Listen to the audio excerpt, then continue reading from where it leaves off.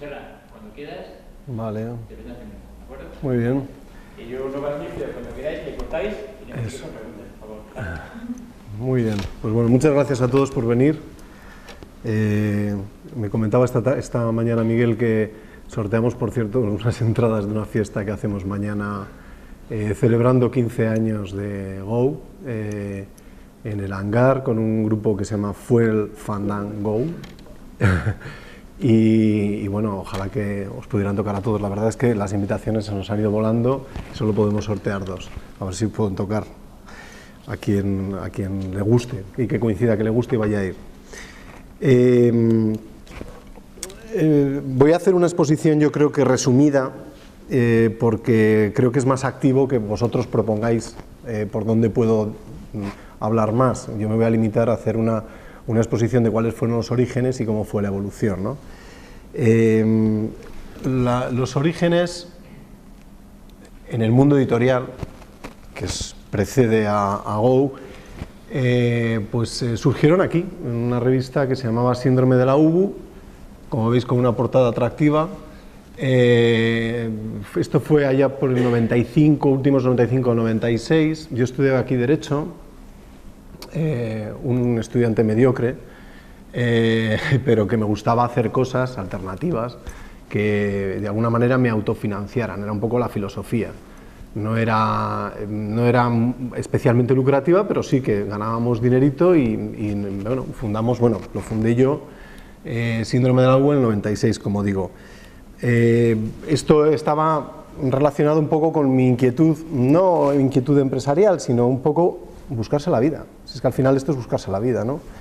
Y además no te queda otra. Yo creo que en ese sentido la necesidad agudiza el ingenio, no es una cuestión que salga innato de ti, dices es que yo quiero ser, no, es que dices joder, voy a ganar un dinerito y no sé de qué manera. Pues hicimos esta revista y me vino muy bien, porque la verdad que mientras estudié eso junto a los cotillones que también hacía, y estuve desde los 18 años hasta los 40, se dice pronto, hasta los 40 años haciendo cotillones. Ya me daba hasta vergüenza. Pues eso era una manera de financiarte, ¿no? Y la verdad que muy bien, de financiarte muy bien, muy bien, muy bien. Y eso al final genera, y yo creo que más allá de que te hace pasar esos momentos muy bien, genera algo en el carácter. El hacer cosas que ven que te salen y que puedes funcionar con ellas, te dan dos visiones de la vida. Una, me lo creo. Yo creo que es básico creérselo, porque si no te lo crees, si no te crees tus propias ideas, difícilmente las vas a exportar. Entonces, yo una de las cosas que siempre recomiendo es que si te vas a emprender cualquier cosa en la vida, cualquier cosa, te lo tienes que creer. Por cierto, también tenía un grupo de música que lo mantuve hasta hace muy poquitos años y que me lo creía y me lo tenía que creer porque estuve 20 y pico años. Hay que creérselo, pero de narices, vamos. Y así estuve, o sea, y eso creo que es una parte fundamental, creértelo. Y luego aprendí un camino que es el de financiarte, el de sacar recursos con tus propias ideas. Y aquí yo quiero hacer un paréntesis porque creo que es básico pensar que un país que no está nutrido de una sociedad que tiene ganas de emprender cosas, es un país que se puede quedar en la cuneta fácilmente. Hicieron hace poco, lo oí en la radio, una estadística que habían hecho unas encuestas que hacían en 3 universidades de Andalucía y el 80 y pico % de los universitarios habían contestado que su opción primera para trabajar era la administración pública. Con todos mis respetos está fantástico, porque la administración es parte fundamental del entramado de un país, pero tener como opción prioritaria a un universitario el trabajar en la administración, entiendo que es peligroso para una sociedad, porque el motor de la sociedad no es la administración, eso está claro. Y luego quedaba un porcentaje todavía, de ese 80 y pico al 100, quedaba un porcentaje cuya aspiración era trabajar para una empresa privada, en cualquier caso por cuenta ajena. Creo que es básico en ese aspecto tener esa filosofía de, aunque sea comenzar por una autofinanciación o un autoempleo, que también está muy bien, creo que esa filosofía es buena porque yo creo que aporta. Y hecho este preámbulo de cómo empezamos con esta revista, prácticamente en el 99, me parece que fue en marzo del 99, luego ya son 15 años y bastantes meses, cuando yo ya había acabado Derecho, estaba colegiado y jurado y todo lo que hay que estar, me sedujo más la idea de hacer algo que ya tenía en mente y había fraguado probablemente en los tiempos de la editorial de la revista universitaria, ¿no? Que no dejaba de ser la guía de ocio, que actualmente conocéis como Go y que en sus comienzos se llamaba Agenda Cultural de Burgos, la Agenda de Burgos, ¿no?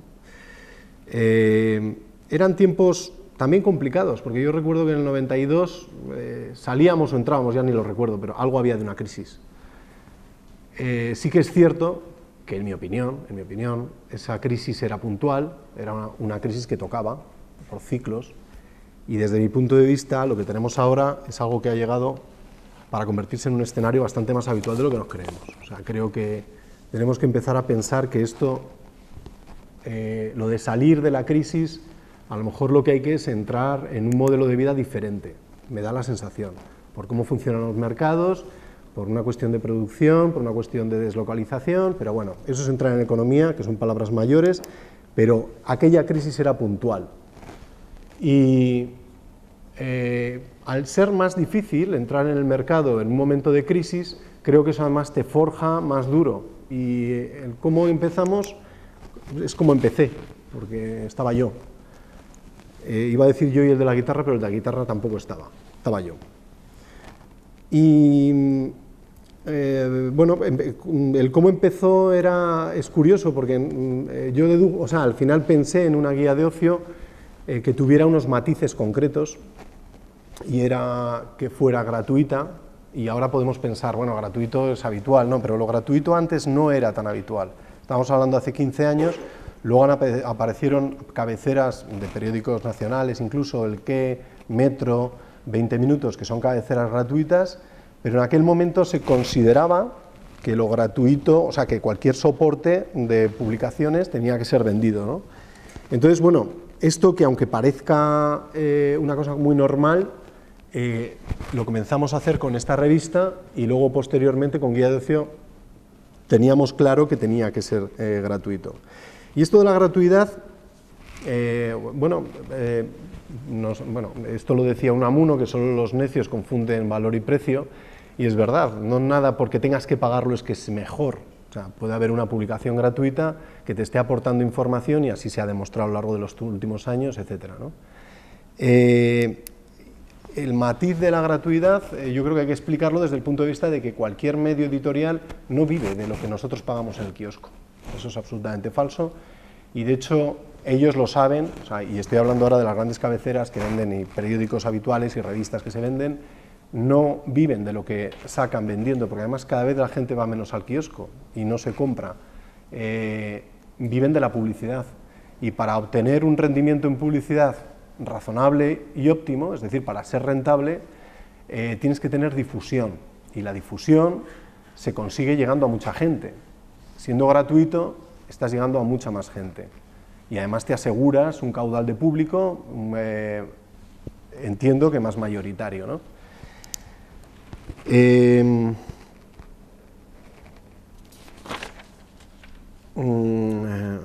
No sé si voy a pasar ya, porque tenía que haber pasado antes. Cuando fuimos a empezar, nos planteamos, o cuando fui a empezar, lo que primero me planteé es si se podía, y te surgen muchas sombras y muchas dudas.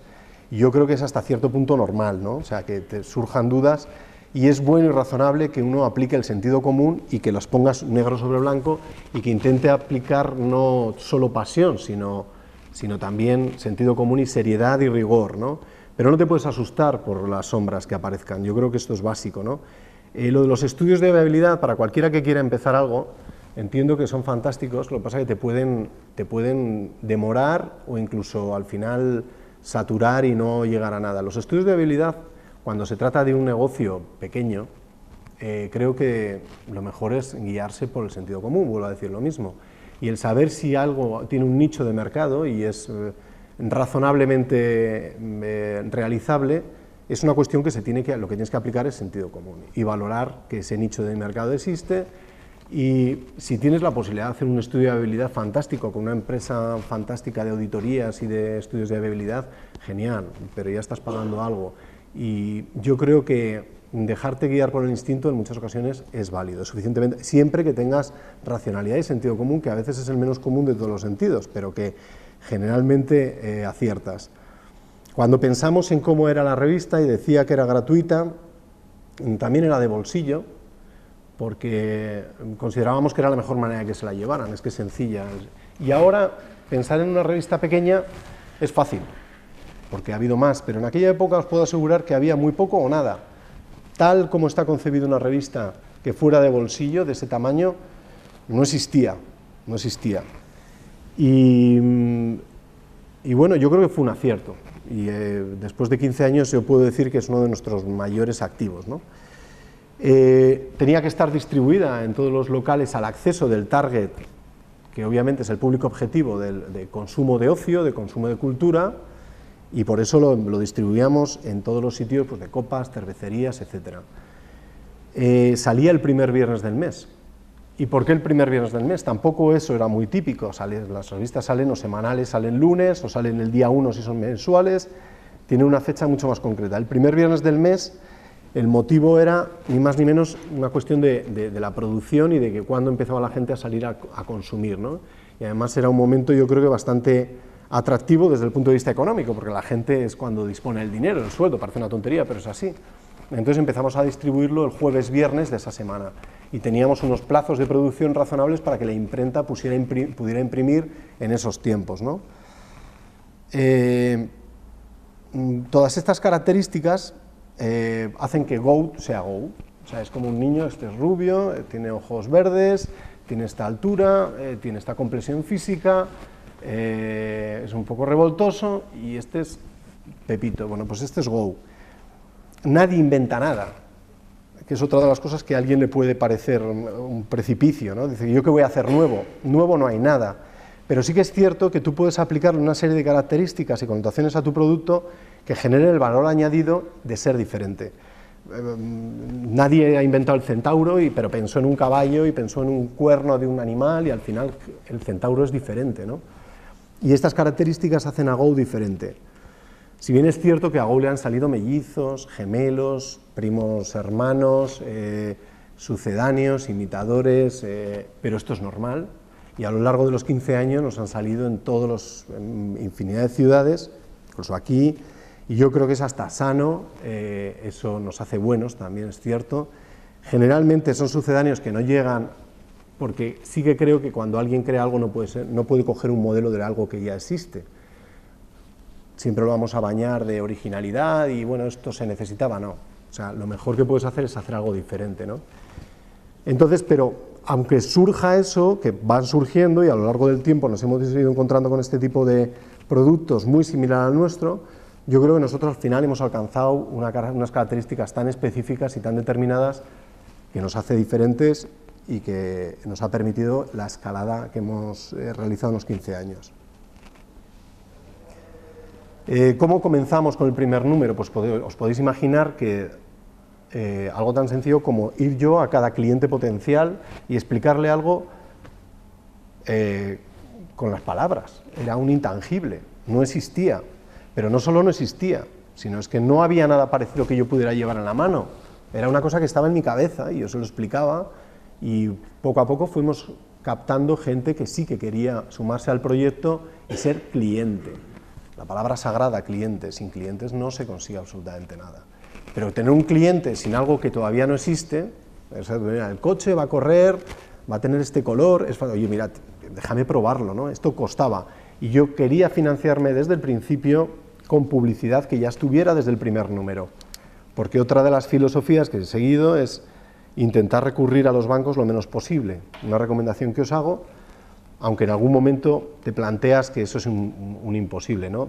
Hay negocios con lo que llaman los economistas una barrera de entrada débil, en donde no es difícil el empezar sin recurrir a una gran financiación. También la salida es muy débil y por eso muchos también terminan saliendo, porque no ha habido una gran inversión, ¿no? Entonces, en nuestro caso, o en mi caso, porque en aquel momento estaba solo, la verdad es que no recurrimos a financiación y desde el principio salimos financiados. Y a partir de ahí fuimos evolucionando, intentando mejorarla sin que eso conllevara que cambiara las definiciones básicas del modelo que se había pensado desde un principio, ¿no? Recuerdo en esto que al principio, cuando comencé a exponerla a potenciales clientes, tanto de hostelería como promotores culturales, etcétera, fui a una agencia de publicidad que estaba en Edinco, donde ahora trabajamos, ahora que me acuerdo, y el que lo llevaba, que es de Valladolid, yo no sé si seguirá aquí o se ha ido ya a Valladolid. ¿Se ha ido? Ah, ¿le conocías? Creo que sí. Vale. Bueno, no hay que decir el nombre en estos casos porque no voy a decir nada bueno de él. Todo lo que me puso es un horizonte negro, no, directamente me dice, eres bobo, o sea, yo no sé qué pretendes hacer, una guía de ocio en Burgos. Y luego lo de siempre, lo de en Burgos, ¿no? Es que Burgos, pero ¿cómo te piensas? ¿Qué te crees? Burgos no responde a... Esto es un clásico que lo tienes que oír muchas veces.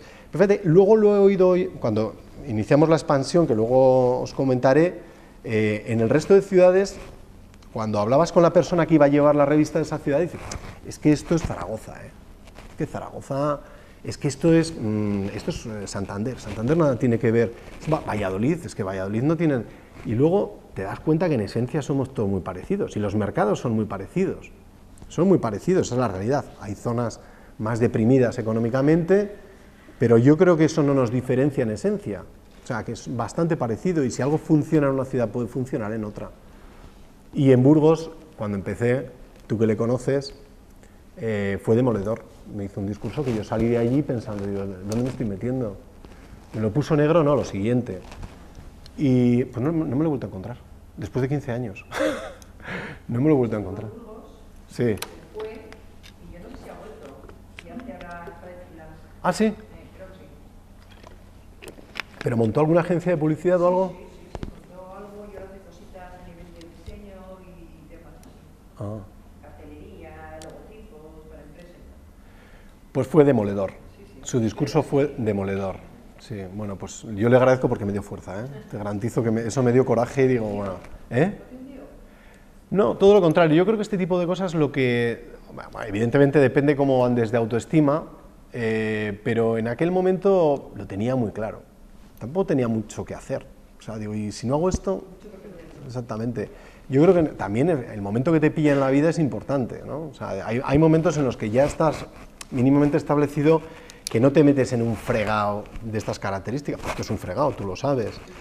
Pero en aquel momento era eso, o dedicarme a algo tan burocrático como es el ejercicio del derecho. Pues no sé, hay una abogada por aquí también, que el tedio que me provocaba era terrible, ¿no? Porque esto no es como la ley de Los Ángeles, o sea, digo, yo estuve en un despacho de abogados y digo, ¿pero qué es esto? O sea, todo lo burocrático, administrativo, no, de esto no puedo vivir, no me apetece además. Y tenía esto muy claro, y este hombre me intentó disuadir, no entiendo el motivo, pero yo creo que es una buena prueba de fuego para seguir adelante. Si sales de un discurso de estas características, sigues adelante.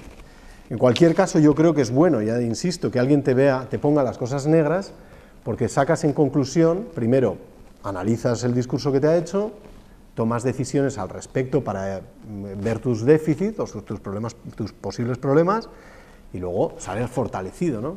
Y entiendo que esto me vino bien. El cómo se hacían las revistas antes, madre mía, nada que ver con ahora. Era el paso del mundo analógico al digital. Para hacer una revista era traumático, y más con pocos medios. Supongo que las grandes cabeceras nacionales, pues bueno, funcionan de otra manera, con mucho más personal y tal, pero antaño las revistas se filmaban, había que hacer fotolitos, había una llamada que era la famosa llamada de ha cascado el fotolito, porque había una tipografía que había cascado. ¿Quién ha metido esta tipografía? Era un rollo, pero te podían llamar a las 2 de la mañana, un tío de una imprenta gritándote, porque las imprentas tienen mucho ruido, entonces te grita el doble. Y entonces, bueno, era muy hostil, ¿no? Pero era muy artesano y tenía ese punto entrañable que te provoca nostalgia de cómo se hacían las cosas. Incluso entraba la noche en ello, ¿no? Estabas en la noche ahí filmando, tenía su punto entrañable, ¿no? porque de hecho, si no recuerdo mal, ahora que me dices, tú, Mary, estabas en VB, y luego estabas en VB, y en VB, Imagen y Comunicación, yo filmé las primeras revistas, las filmaba allí en Altamor, con el que las filmaba. Todo un drama. Los juros se veían en... ¿Qué cosas decía, eh? Bueno. Y luego los envíos ahora son directos a imprenta. Tú ahora terminas la maqueta y se envía, se cuelga un PDF en una FTP, que os advierto que yo tampoco lo sigo, técnicamente soy bastante necio en estas cosas, pero sé que se hace mucho más fácil, es mucho más asequible, ¿no? Los escaneos, o sea, la gente te daba una tarjeta para que escaneara su logotipo y luego se ponían las publicidades una encima de otra como si fuera un conjunto de flyers, que hay gente que todavía lo sigue haciendo. Yo no comparto esa filosofía, no sé si, la verdad que no te sigo ahora en lo que haces, pero ya me lo contarás después, pero vamos, lo de poner una publicidad encima de otra con módulos, los módulos y todo ese tipo de cosas, pues bueno, era la manera de hacer antes, se escaneaba el logotipo y era diferente todo, ¿no? Y no os quiero ni contar el recabar los contenidos, porque había que ir al promotor cultural de turno que hacía un concierto en el UAS, por ejemplo, que no conoceréis la mayoría, solo los viejos del lugar conocemos UAS, y el UAS hacía muchos conciertos, tenías que ir a que te dijera quién tocaba, pues tocan Los Enemigos, y entonces había que decir, ¿y quién son los enemigos? Si es que no lo sabías, pero te tenías que buscar una fotografía y escanearla, y hacer un texto y teclearlo.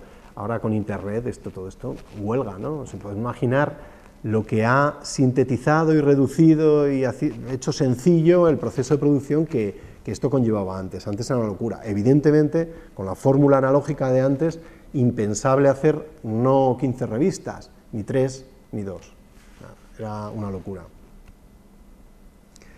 Antes de salir, antes de viajar, antes de exportar la idea, quisimos perfeccionar el producto. Y perfeccionar el producto, y esto yo creo que es importante decirlo, a quien quiera conocer un poco la comunicación y la publicidad, significa auditarlo. Es una de las maneras de perfeccionar el producto. Auditarlo significa decir cuál es tu tirada real, ser transparente. Y esto es un problema que existe, yo creo, por desconocimiento en la sociedad, tanto de la compra, que quiere decir el consumidor, que al final son clientes, pues en nuestro caso, gente de promotores culturales, gente relacionada con el ocio. Existe una incultura en no saber decir, oye, ¿cómo la cifra de tirada, de difusión que tienes se puede constatar? Porque me lo estás diciendo tú. Y esto es la piedra angular de la publicidad. O sea, ¿a cuánta gente llegas? Oh, yo edito 35.000. Lo que tú quieras decirme. Lo que tú quieras decirme. Pero, ¿y cómo lo podemos saber? ¿Cómo se puede contrastar este dato, ¿no? Y es que, curiosamente, hay gente que se lo sigue creyendo. Hombre, hay gente que tiene más delito, porque no es gente, es la administración pública, y bueno, aquí tenemos una concejal de juventud, que además yo creo que lo hace fantásticamente, pero no evidentemente ni esta concejalía, ni digo este ayuntamiento, digo en general. Nosotros hemos trabajado con todas las comunidades autónomas, todos los ayuntamientos habidos y por haber, y muchos organismos públicos, que cuando ponen publicidad no se basan en criterios rigurosos, que es la audiencia controlada. ¿Qué tirada tienes y a qué público objetivo vas? Esta es la base de la publicidad. ¿Cuál es el target? ¿A quién vas dirigido? Yo necesito gente que consuma cultura porque quiero anunciar una obra de teatro. Pues a buscar soportes que van directamente a ese target. Y luego, ¿qué tirada tienes? Y te dice el que te lo está vendiendo, el comercial, el dueño de la revista o su primo. 35.000. ¿Y por qué no me dices 350.000? Si me va a dar igual. ¿Y por qué no me dices 3.500.000? ¿Dónde está la prueba del algodón en la tirada, en la difusión? Pues hay dos empresas, fundamentalmente dos, hay más y más en internet, pero hay dos, que una se llama EGM, el Estudio General de Medios, y otra se llama la OJD, la Oficina de Justificación de Distribución, que lo que te aporta son datos objetivos. Puedes estar más o menos de acuerdo en cómo audita tus cifras, pero por lo menos es una voz independiente. Y si no nos buscamos, si no nos guiamos por esas voces independientes, nos engañan. Curiosamente, la Administración además tiene leyes, la Ley de Publicidad Institucional, donde hay un artículo que recomienda que te guíes por cuestiones objetivas como esta. por lo visto no interesa hacer caso y luego vale todo para todos, ¿no? Y esto sí que es una recomendación para cualquiera que vaya a iniciar cualquier proyecto también, que tenga que ver con cualquier otra cosa, no pasa nada, pero necesitará publicidad. Le recomiendo que busque algo, cifras, que le den objetivas, no lo que le diga el comercial de turno, y esto es importante también. Y perfeccionamos el producto auditándonos, nos auditamos con la OJD. Lo complementamos con la parte digital. La parte digital, que ha entrado a formar parte de nuestras vidas, ya desde hace 15 años existía, obviamente. Voy a pasar aquí, pero la fuimos complementando con una página web, nada que ver con lo que es ahora una página web. Antes una página web, quien te la hacía, era como un tío que venía de la NASA. Hace 12 años, 13 años, era un tío que venía de la NASA.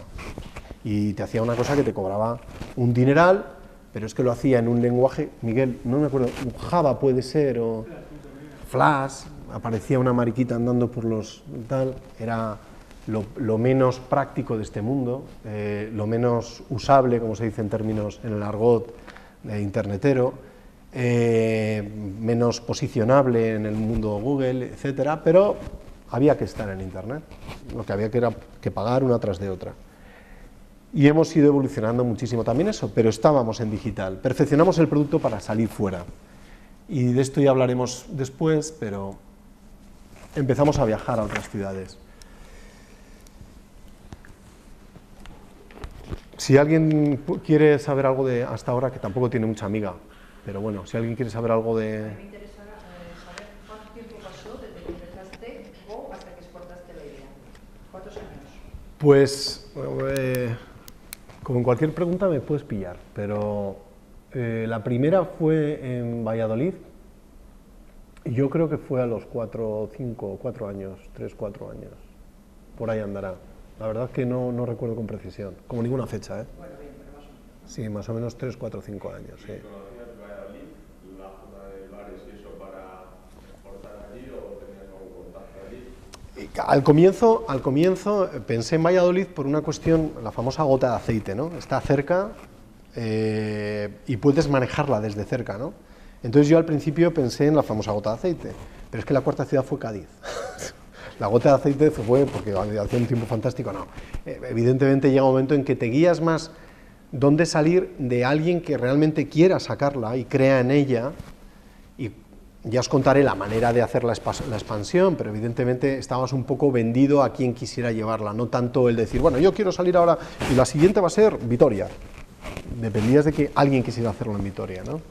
Entonces, Valladolid era una ciudad, porque el modelo de Go está pensado para una ciudad no como Madrid, por eso no tiene el formato de la guía del ocio de Madrid, ni es semanal como la guía de ocio de Madrid, es mensual porque no hay tantas actividades culturales, o sea, está pensado para ello, ¿no? Entonces, bueno, pensábamos en ciudades aproximadamente de menos de 1 millón, de menos de 1,5 millones, o sea, ciudades manejables, tanto en información como en todo, ¿no? O sea, que fueran manejables.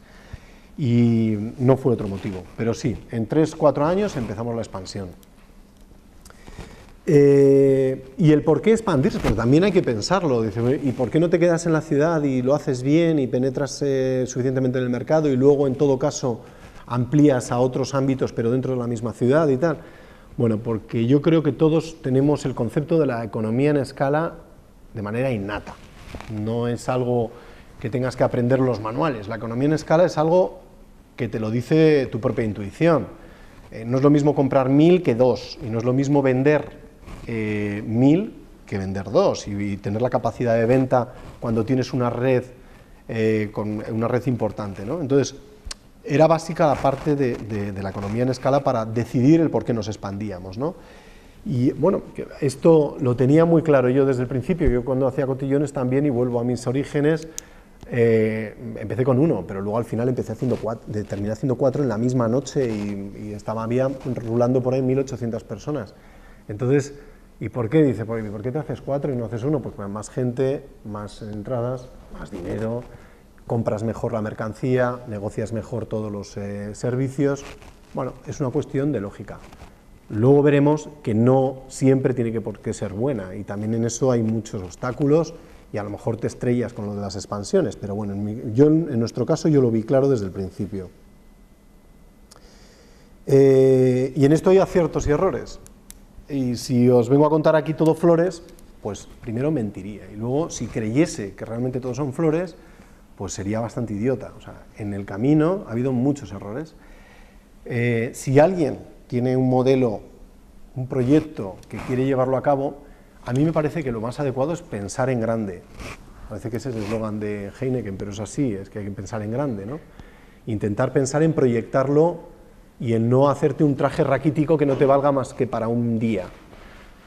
Pero eso no excluye de los problemas y ser muy racional a la hora de analizar los problemas que te puedes encontrar, ¿no?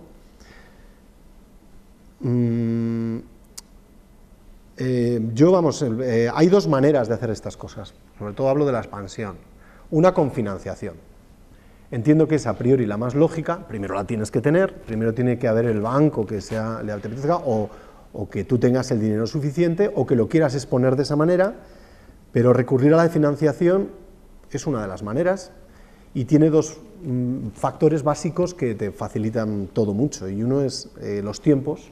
Los tiempos de ejecución en una expansión son básicos, porque en un año lo has podido hacer todo. Si tienes dinero para expandirte, en un año lo has podido hacer todo. Contratas una empresa de selección de personal, que te lo va a hacer todo muy profesionalmente, dispones de dinero para pagar sueldos importantes para que te vayan los mejores a trabajar en cada ciudad donde quieres estar, y además acortas los plazos de esa expansión, con lo cual evitas posibles competidores que van a imitar tu producto, porque lo van a imitar y te vas a encontrar con ellos tarde o temprano.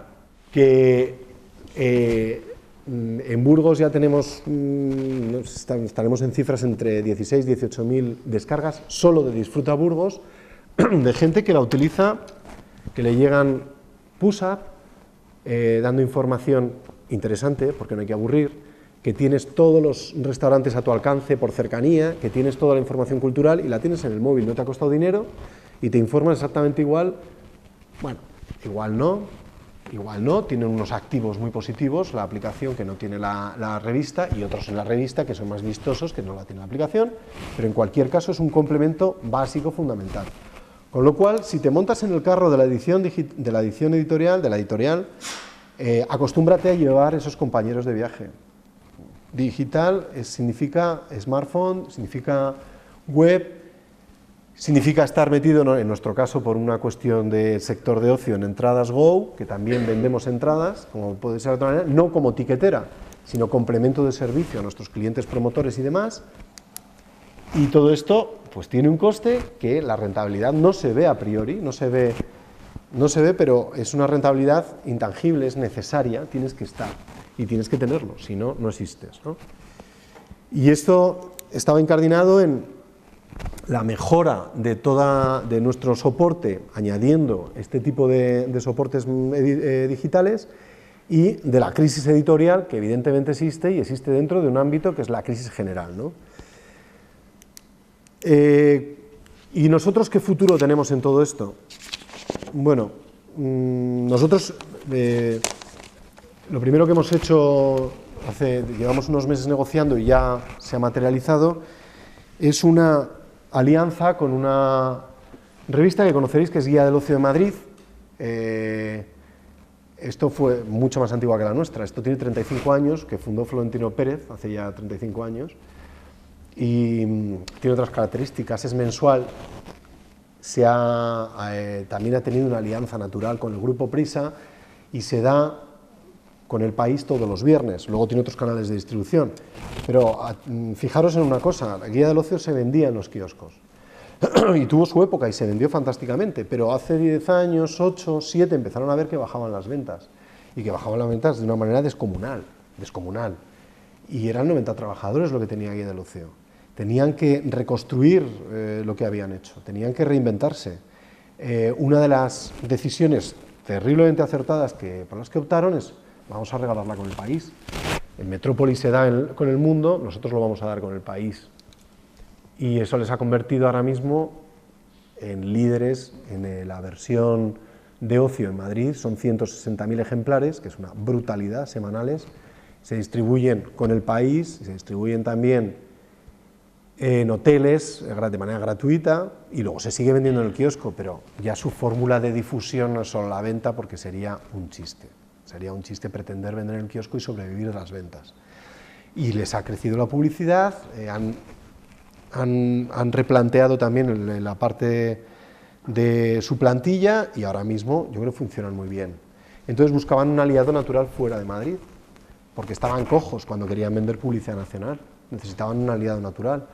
Y bueno, ahí estábamos nosotros. Luego yo creo que ha sido una alianza, y es una alianza que creo que a partir de enero, bueno, no, ya en diciembre, que me acaban de llamar, nos va a generar, yo creo que muchas ventas cruzadas, muchos activos en comerciales muy interesantes. En digital es un proceso que en los próximos meses vamos a hacer sumando una bolsa de tráfico, y yo creo que es bastante esperanzador. Y nuestro futuro no os puedo decir más que sea bueno. De momento el presente es bueno, es muy bueno. Insisto, con muchos obstáculos, pero ya hemos pasado muchos obstáculos. Creo que nos hemos acostumbrado a este escenario del que hablábamos, de la crisis. Nos hemos acostumbrado, creo que podemos sobrevivir, y hacemos cuentas sobre la base de contar ya con esto. Esto es lo que hay, esto ha llegado para quedarse, vamos a convivir con ello y vamos a ser como los animales que se van adaptando al hábitat en el que se desarrollan, ¿no? Bueno, pues nos ha tocado desierto, no vamos a estar pensando todo el día en el oasis, habrá que sobrevivir en el desierto, ¿no? Y sin ser negativo, para finalizar, no quiero finalizar con el desierto, existen muchas posibilidades de hacer cosas. Entonces yo lo último que puedo decir es que os animo a que el que esté pensando en algo, que lo haga. Intente, en la medida de lo posible, copiar lo menos posible, porque no lo veo muy adecuado. Eso tiene las patas cortas, ¿no? Pero que hagan cosas, eso está claro. Y lo demás, lo que vosotros me preguntéis. Sí. Y antes, cuando hablaste de la financiación, hablaste nada más en la financiación bancaria.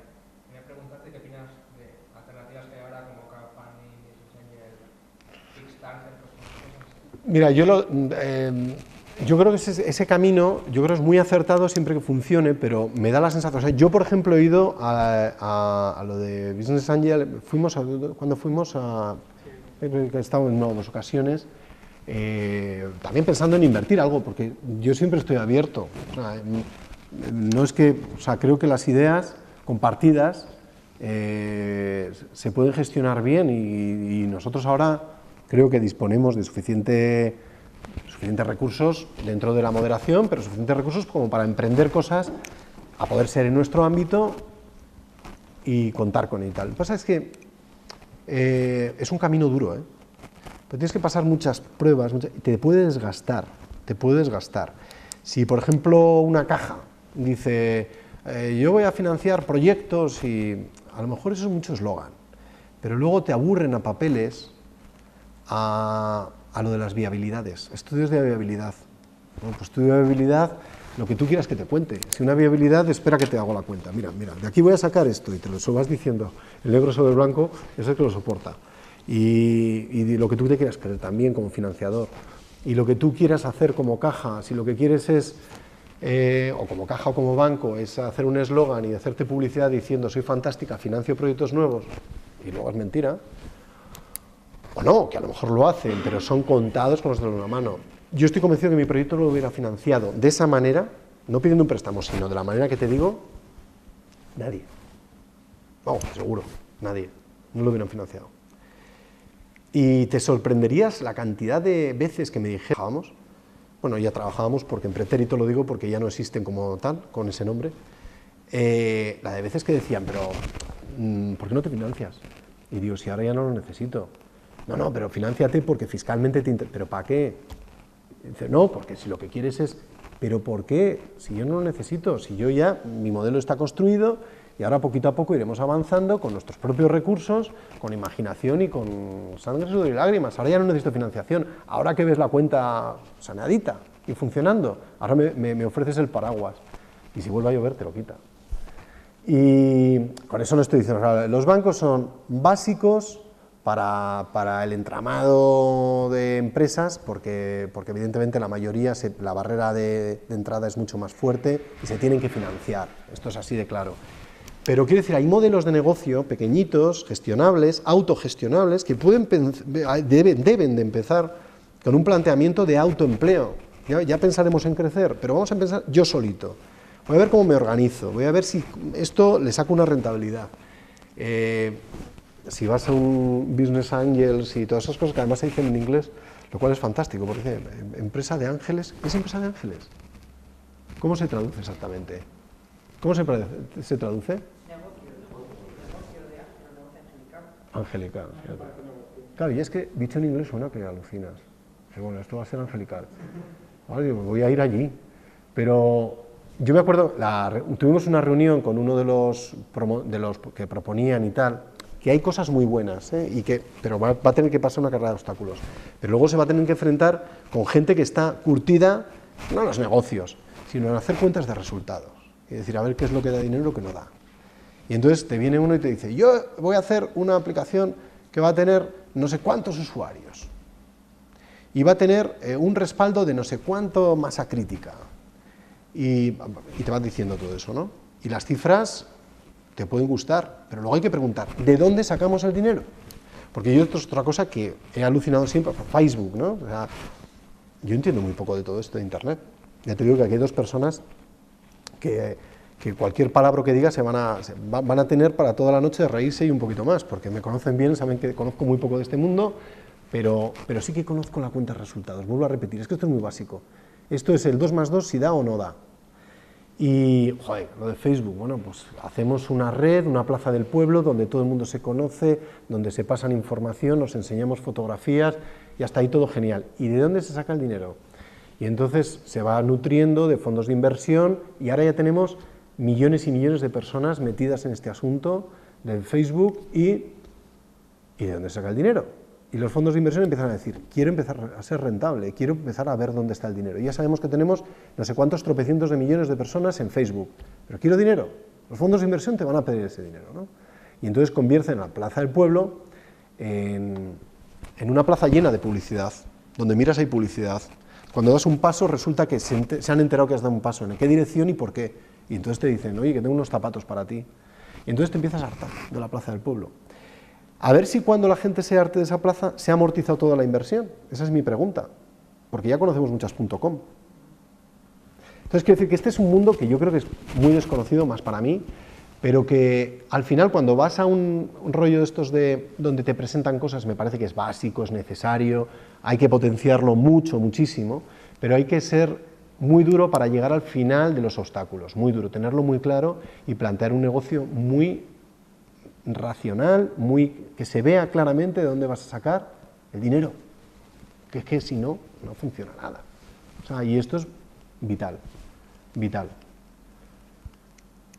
Financiación. ¿Alguna pregunta? Sí.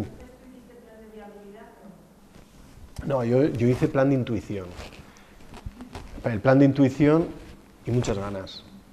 Y a partir de ahí, la prueba mejor que existe es la de llevarlo a cabo sobre el terreno y ir viendo que se lo planteabas a diferentes posibles clientes y te decían, me gusta lo que me estás contando. Y ese es un plan de viabilidad fantástico. Y se lo decías a otro cliente y te decía, oye, yo quiero estar. Y eso te vas a casa con un plan de viabilidad, que a ver quién contesta ese plan de viabilidad. Ese es la madre de todos los planes de viabilidad. Y cuando llegas al final y dices, coño, voy a soportar los costes de mi primer número, ese es el megaplan de viabilidad. Ese es el megaplan de viabilidad. Yo creo que, hombre, todo mejor si te dan un estudio exhaustivo, fantástico. Pero como la prueba, sobre todo cuando hablamos de modelos de negocio basiquitos, que no estamos hablando de montar un IKEA, estamos hablando de algo muy básico. Prueba. En los planes de viabilidad hay mucho cuento.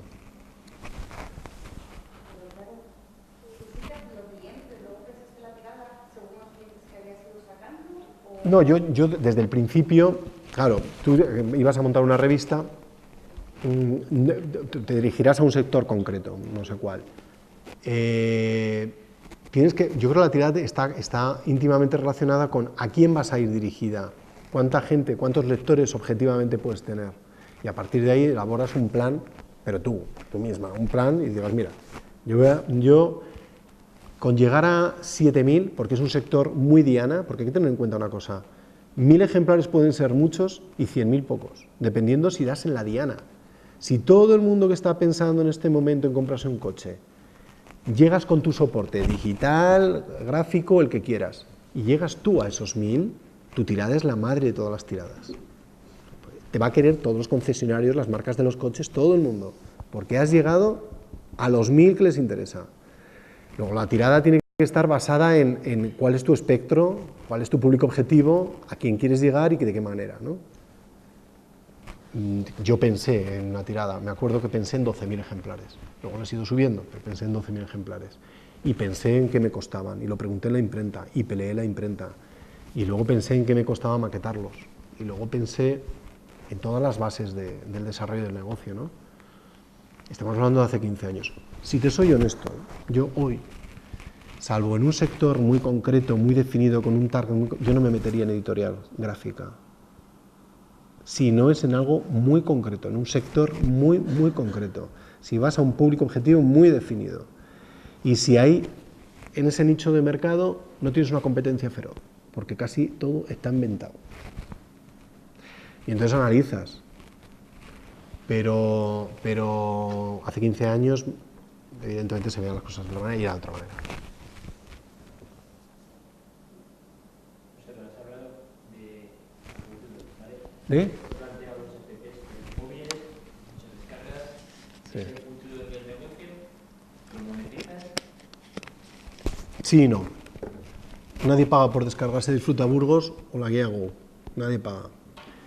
Y eso lleva muchísimo trabajo y esfuerzo, nutrirla de información diariamente, que te dé la información, que funcione, añadirla nuevas herramientas para que sea operativa, etc.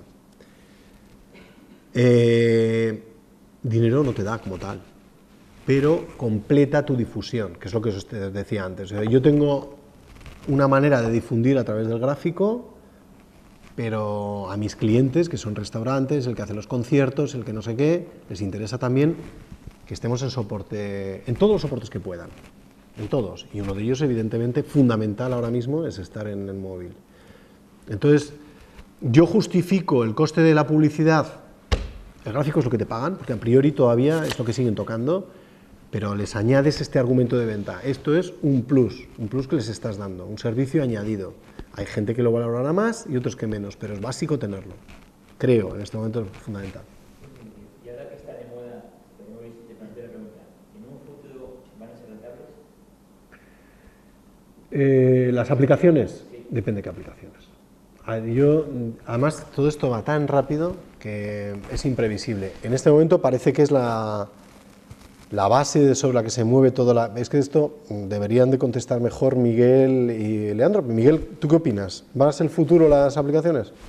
Dentro de 2 años es el HTML5, ¿no? Y todo eso es el HTML5, realmente la aplicación móvil como tal porque es obsoleta. Lo que está claro que yo creo que lo que comentamos ahora es muy importante. Habla más alto porque por atrás yo creo que...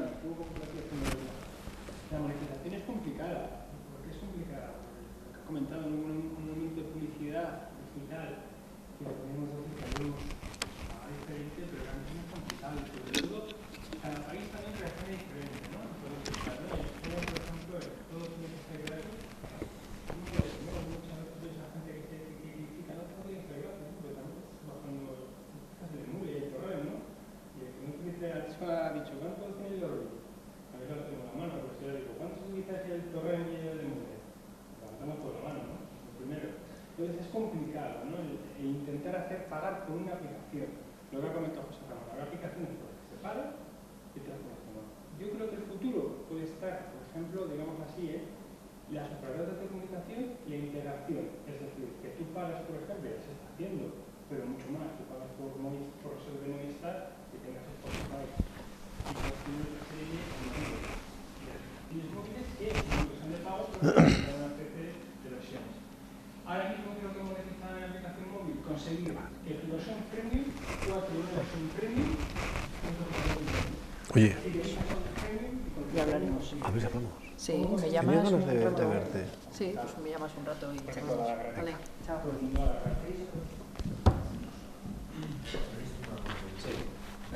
¿Cómo gestionáis un poco el equilibrio entre contenido y publicidad? Porque, por ejemplo, el caso de National Geographic llegó un momento que era más publicidad que contenido, que hace creo que un año así cambiaron un poco la política y dijeron vamos a meter más contenido porque la gente ya se está cansando, que ya no sabéis si estabas viendo un reportaje o publicidad. ¿Cómo gestionáis vosotros ese...? Hay una teoría que dice que un magazine no es lo mismo que una guía de ocio, obviamente. Un magazine tiene que tener al menos 3 páginas de contenido por una de publicidad. Es una teoría, se podrá cumplir o no, y habrá gente que lo lleve con rigor y otros que no.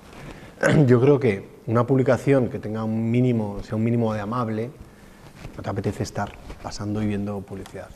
Lo que pasa es que hay publicidad en la guía de ocio que en sí misma es contenido.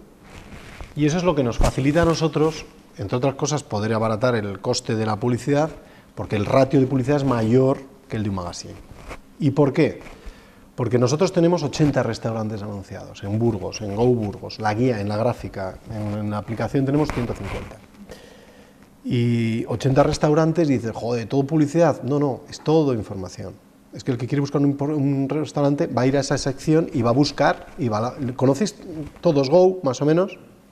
Sí, ¿no? Bueno, pues ahí puedes buscar los restaurantes.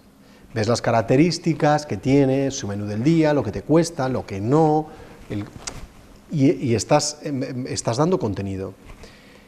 En la parte cultural, pues bueno, si hay que viene Iván Ferreiro en diciembre, es publicidad, pero también es información. Ya lo complementaremos luego redaccionalmente nosotros, pero es información.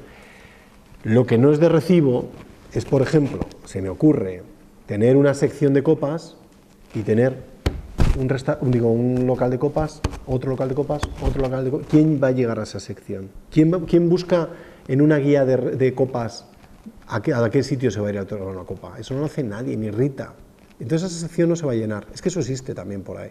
Pero a fecha de hoy, que todavía me llama la atención, existe 10 páginas seguidas de flyers. Oye, tío, yo no cojo tu revista para ver 1000 flyers. ¿Cómo tienes que argumentar esa publicidad en la parte de copas? Haciendo entrevistas, te tienes que inventar 1000 cosas, pero tienes que dar motivos para llegar a esa sección. Quiero decir que, dependiendo de la sección y dependiendo del tipo de revista, estableces un modelo de cuánta publicidad, cómo y cada cuántas páginas, ¿no? Sería un poco el planteamiento. Yo tenía una pregunta, no solo para ti, sino para las 3 personas que formáis parte de la guía. Yo estoy estudiando en la universidad y a veces llevo un año, una cosa así, haciéndome cursos de marketing digital y esas cosas. Y a veces tengo la sensación de que la universidad, tanto pública como privada, está un poco desconectada de lo que es la realidad. Entonces, yo no sé en el mundo del derecho, porque tienes que estudiar el código civil y esas cosas, pero en el mundo de la administración de empresas, a veces considero que estas iniciativas o cosas son más útiles que la realidad. Entonces, no sé cuál es vuestra propuesta para la universidad, cómo creéis que se podría mejorar. Yo, por ejemplo, puedo contestar en el sentido que, por ejemplo, soy siempre el profesor que gestiona las prácticas, ¿no? En el caso de profesores con gente de comunicación, a mí me llama la atención, a nivel particular, el que no sé escribir para internet. Creo que es básico, ¿no? Si tú estudias comunicación, la comunicación digital, la comunicación no es solo el periodismo, no solo escribir un artículo muy bonito, pero saber, por ejemplo, que párrafos, pero también es comunicación digital, comunicación digital es un curso de marketing, es entender, ¿no? Y dar a entender, cuando vendía la idea y había personas que estaban interesantes, al final, la digital es lo mismo, y es muy importante. Y yo creo que, por ejemplo, el tema de marketing digital, pues lo que más relación tengo, por ejemplo, con el tema de comunicación. Y yo creo que, por ejemplo, ahí es algo que a lo mejor pues, no se da la importancia. Por ejemplo, como en Cajoserra, todo esto va tan rápido que ya nos meteremos en otro debate, ¿no? A nivel de organización. Hasta que cierto punto las universidades, con el modelo que tienen actual, pueden llegar a adaptarse a todos los cambios que hay ahora mismo. A lo mejor estamos preparados para marketing digital, una persona que está sacando su titulación de AdWords, que ha hecho 4 o 5 cursos y sigue eventualmente a 20 tuiteros, 40 de marketing digital,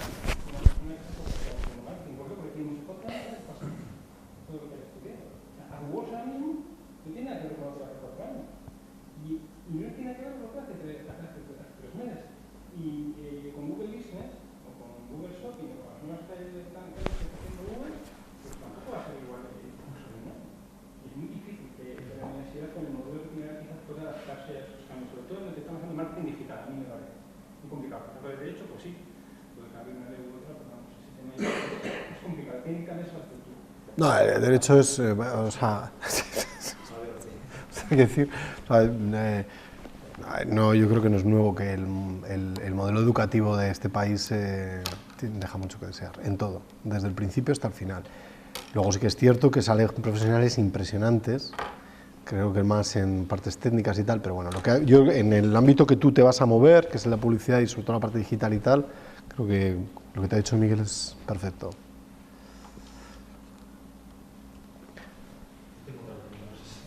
Sí, sí, sí. ¿Cómo veis vosotros, por ejemplo, ahora en la actualidad hay una tendencia pues, a hacer un montón de másteres, sale máster de todo, máster de comunicación, máster de emprendimiento? ¿Cómo veis vosotros a una persona que tiene como posible futuro de emprendimiento realizar un máster? Si es verdaderamente útil, ¿cómo lo veis? Yo, en mi opinión, o sea, en esto puedo ser, a lo mejor es que, joder, tengo una visión un poco escéptica de las cosas, ¿no? Yo creo que el emprender, yo creo que se tiene que llevar un poco dentro. Hay un error muy grande y es que alguien, yo qué sé, que tiene el infortunio de estar en el paro, termina en el paro y dice, bueno, tengo 38 años, joder, esto tengo que buscarme la vida y entonces voy a abrir algo. El forzar esa actitud que yo creo que tienes que tener un poquito dentro, si además no va acompañada de un cierto, insisto, sentido común, porque tú puedes tener una idea que incluso sea buena, porque yo creo que cuántas ideas buenas se han quedado en la cuneta, porque la ejecución de esa idea es básica, es que es básica. Y la ejecución ha de estar basada en la cuenta de resultados, vuelvo a lo mismo, o sea, el ser moderado en el gasto, el saber hasta qué punto puedes gastar para que eso no se caiga. O sea, una empresa, yo creo, pequeñita o inmensa, es un ser vivo y tienes que nutrirle y tiene que consumir, pero no tiene que gastar más energía que lo que tiene para poder, o sea, lo que le nutre, ¿no? O sea, tiene que haber un equilibrio, por lo menos un equilibrio. Y yo creo que esa actitud no es algo que... Hay gente que tiene sentido común para eso y gente que de repente se hace una idea, dice, voy a montar un restaurante, joder, es que está lleno y yo, si esto lo hago yo, se lo hago yo fantásticamente igual, porque fíjate, encima de los sábados lleno, y a lo mejor no. También es cierto que estimula el emprender la necesidad. O sea, dices, oye, yo he terminado la universidad, no tengo nada que hacer, no me quiero ir a otro país, voy a hacer algo. Pero hay que pensarlo bien, hay que pensarlo bien. Máster de emprendimiento, te van a orientar, siempre. Sí, es positivo, pero lo tienes que llevar dentro.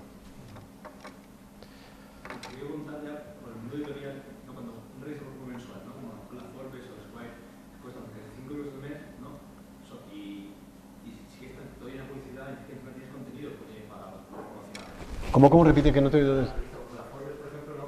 Sí. Por 50 o... Sí. Y es mensual y te apuestan a...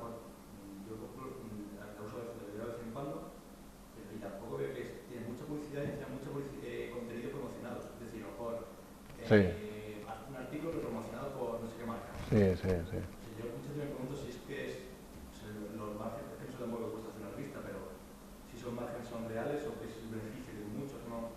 Y que montas a ti como profesional del sector. Te agradezco que me compares con esa revista. Estamos en planetas diferentes, pero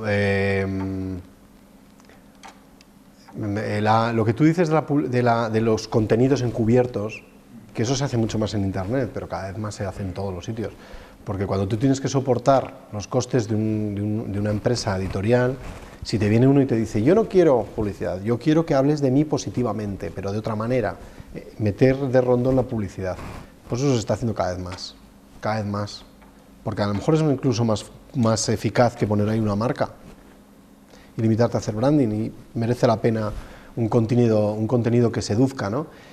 Y Forbes me dices, bueno, pero cualquier revista tienen una trayectoria y tienen un peso y no sé cómo están sus números ahora, a lo mejor luego entras a su contabilidad y te mueres de risa y eso va a durar 2 días, pero tiene un prestigio que se puede permitir el lujo, porque sí que es cierto que he denostado el tema de la venta en kioscos, no es del todo cierto. Lo bueno, lo ultra bueno, de calidad, tanto en contenido como en estética, como en todo, lo súper bueno, se va a seguir vendiendo. Se va a seguir vendiendo, porque tiene una legión de adeptos, bueno, más que legión, una gente que es aferrada a ese soporte y lo va a seguir yendo a comprar, porque ya es como su, ¿sabes?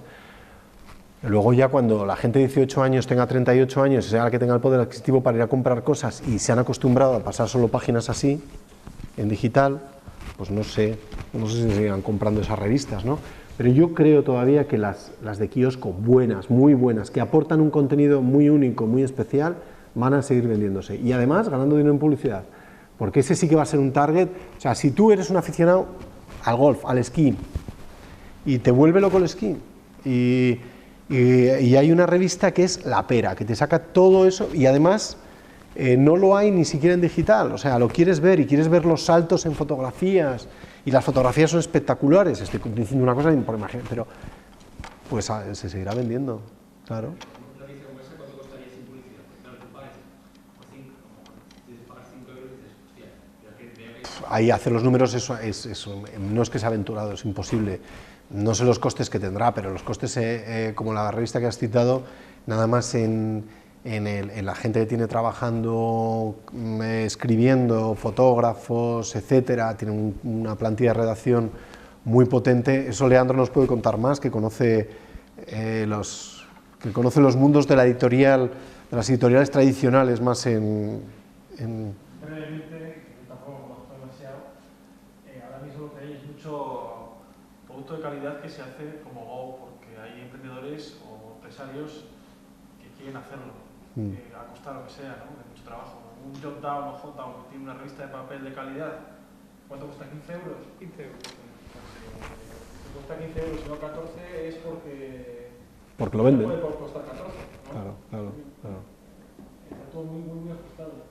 Claro. Un periódico gratuito, un periódico de pago, una web, está todo ajustadísimo y ahí la gente está siempre en el abismo, ¿no? Sí. Yo creo que en el mundo del periodismo por lo menos avanza. Sí, o sea, lo que sí que hay que decir, yo creo que eso es objetivamente, no es algo, no es un planteamiento pesimista, el mundo del periodismo está duro, no, lo siguiente. Muy entretenido también. Pero entretenido, o sea, pero quiero decir ya desde el punto de vista, pero profesionalmente, un periodista, ahora mismo, si yo creo que la zona nuclear de crisis es el mundo de la construcción y sus aledaños, por definirlo de una manera así sintetizada, muy cerquita están los periodistas, porque el mundo editorial, en mi opinión, y a lo mejor vuelve a ser algo un poco controvertido, el grupo Prisa, Unidad Editorial que edita El Mundo, etcétera, tal, están quebrados. O sea, yo creo que están enchufados con el oxígeno de la administración, de determinados bancos y de muchos milagros, y del poder de opinión pública que generan, que eso da mucho miedo al ámbito político, pero están quebrados.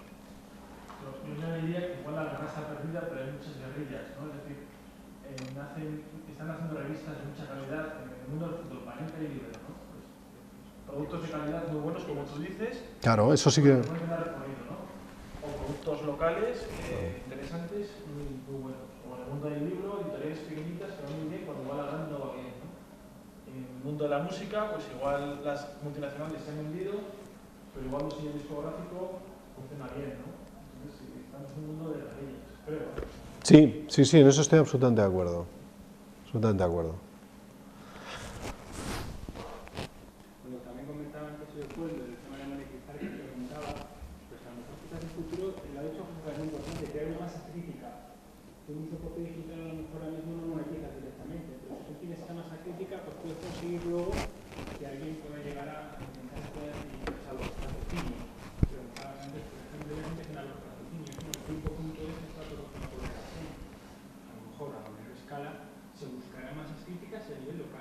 comentó Leandro. Yo creo que la idea es intentar algo de calidad, intentar siempre hacer algo de calidad, y a lo mejor es más interesante ir a algo más pequeño, más concreto, que intentar abarcar los datos. La pelea del abstracto, la pelea de los 200.000, las 100.000 personas, 100.000 personas, es pegarte con gigantes y con dinosaurios que están quebrados, pero que hacen así con una manita maravilla. Y es muy complicado de hacer eso.